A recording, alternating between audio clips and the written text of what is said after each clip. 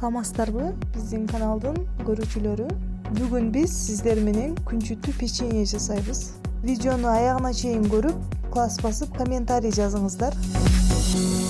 100 грамм сливочный масланы миксердин жардамында аралаштырып алабыз. Андан соң биз 120 грамм шекер кошобуз. 1 жумуртка кошобуз.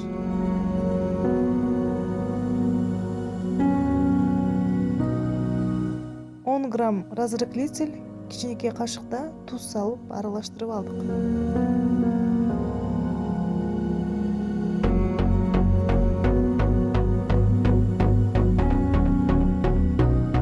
$70 грамм un кошобуз.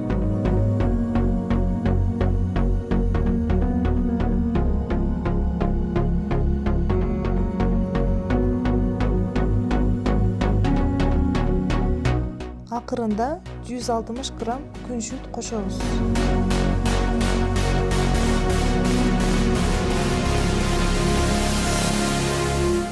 Бышырылуучу идишибизге un сеип алабыз.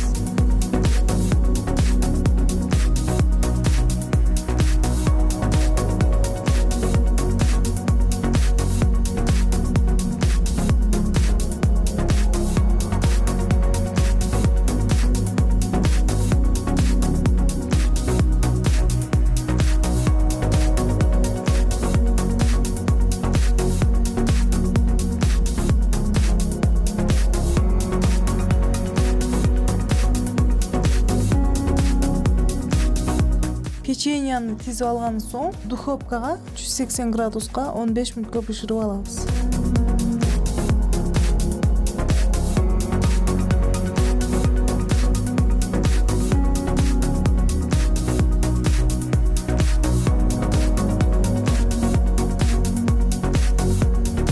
Биздин каналга катталыңыздар, лайк басыңыздар, комментарий калтырыңыздар.